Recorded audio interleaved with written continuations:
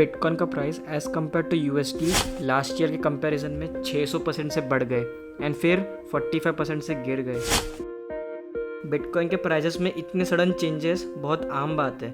जब करेंसी का रेट इतना फ्लक्चुएट होता है तो उस करेंसी को वोलेटाइल करेंसी कहा जाता है। बट एक सेकंड पीछे चलते हैं, अगर ये बिटकॉइन नहीं होता बट इंडियन रुपी होता तो, या फिर अगर रुपी भी इतना ही वोलेटाइल होता तो।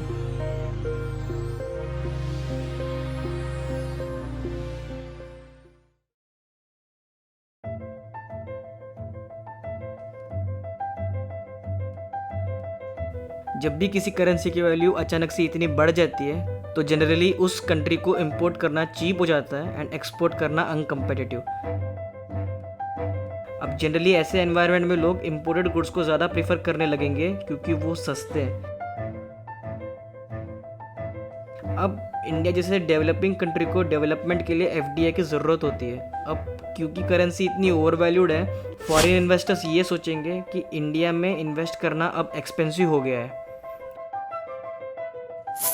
और हमारे यहाँ के इन्वेस्टर्स इन्वेस्ट करने के बजाय करेंसी को होल्ड करना शुरू कर देंगे।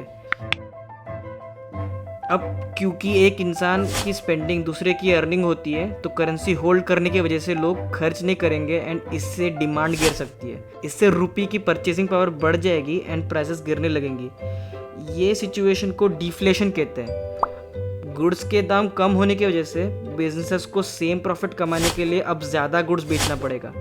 इससे उनका जो डेब्ट है उसे चुकाना और भी मुश्किल हो जाएगा। अब ऐसे सिनेरियो में फर्म्स प्रॉफिटेबल रहने के लिए एम्प्लॉयज़ को फायर करना पड़ सकता है। सूनर और लेटर गिरती दामों की वजह से बिजनेसेस अपना डेब्ट नहीं पे कर पाएंगे एंड बैंक्रप्सी के लिए फाइल करना पड़ सकता है। बिजनेसेस अपना कर्ज ना चुकाने की वजह से बैंक्स पे भी प्रेशर आ सकता है एनपीए का, क्योंकि बैंक्स का रेवेन्यू भी इन्हीं डेब्ट्स के इंटरेस्ट पेमेंट से आता है। इसका मतलब ये है बैंक्स भी अब पैसे कमाने के लिए और लोन नहीं दे पाएंगे, जिससे इवेंचुअली वो फेल हो सकते हैं। बैंक्स का फेल होने के डायरेक्ट नतीजा ये होता है कि लोगों के उन बैंक्स में रखे डिपॉजिट वैनिश हो जाएंगे। इसके कारण अब लोग बेसिक नेसेसिटीज़ लाइक रेंट भी अफोर्ड नहीं कर पाएंगे। बेरोज़गारी की वजह से लोग अपना ईएमआई भर नहीं पाएंगे। इसकी वजह से घर की और नीलामी हो सकती है। बैंक्स के पास most of the real estate concentrate हो जाएगा। अब ऐसे एनवायरनमेंट में कोई घर खरीदने की सोचेगा नहीं, इसीलिए हाउसिंग मार्केट भी कोलैप्स हो जाएगा।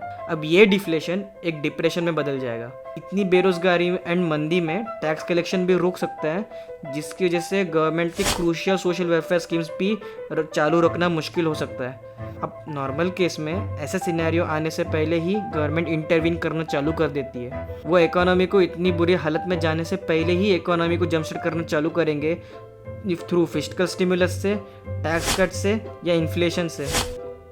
बट क्योंकि रुपी अब बिटकॉइन जैसा हमने अज्यूम किया है तो इसलिए ये सब मेथड्स मोस्टली गवर्नमेंट्स नहीं कर पाएगी, क्योंकि करेंसी के फ्लो के ऊपर गवर्नमेंट का कोई कंट्रोल नहीं है, क्योंकि बिटकॉइन एक डिसेंट्रलाइज करेंसी है।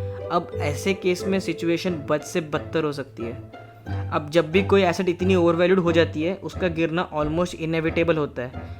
यहाँ भी मोर लाइकली ऐसा ही होगा। ये होने की वजह से जो लोग करेंसी को होल्ड कर रहे थे वो अब करेंसी को ओपन मार्केट में बेचना शुरू कर देंगे। अब मोस्टली ये पैसे लोग घर या रियल एस्टेट में नहीं खरीदेंगे, क्योंकि अब तक वो ऑलरेडी क्रैश हो चुका होगा। लोग जनरली ये सिचुएशन में स्टेबल करेंसी जैसे कि यूएसडी या पाउंड में अपने रुपये को कन्वर्ट कर देंगे, क्योंकि प्रोडक्शन कैपेसिटी ऑलमोस्ट कोलैप्स हो गई है एंड रुपये की परचेसिंग पावर गिरने की वजह से इंपोर्ट्स अचानक से एक्सपेंसिव हो जाएंगे। बिजनेसेस को एफडीआई मिलना बंद हो सकता है, जो और भी बैंक्रप्सी ट्रिगर कर सकता है। ये टाइम तक गवर्नमेंट डीप डेब्ट में चली गई होगी, क्योंकि गवर्नमेंट कैपेसिटी ऑलमोस्ट कोलैप्स हो गई है एंड रुपये की परचेसिंग पावर गिरने की वजह से इंपोर्ट्स अचानक से एक्सपेंसिव हो जाएंगे। ऐसे केस में अब तक गवर्नमेंट एंड करेंसी दोनों पे ट्रस्ट खत्म हो गया होगा, rendering the currency essentially worthless. अब ये डिप्रेशन एक स्टैगफ्लेशन में कन्वर्ट हो चुका है, जहाँ पे महंगाई तो बढ़ रही है बट साथ ही साथ अनएम्प्लॉयमेंट भी बढ़ रही है। यहाँ पे बोलने का मतलब ये नहीं है कि ऐसा ही होगा, बट एक लाइकली सिनेरियो है। एंड बिटकॉइन हो या रुपी, स्टेबिलिटी किसी भी इकोनॉमी के ग्रोथ के लिए बहुत ज़रूरी होती है, जो करेंटली बिटकॉइन या दूसरे क्रिप्टो में नहीं है। एंड जब तक स्टेबिलिटी नहीं आती तब तक बिटकॉइन का मेन स्ट्रीम होना अनलाइकली है।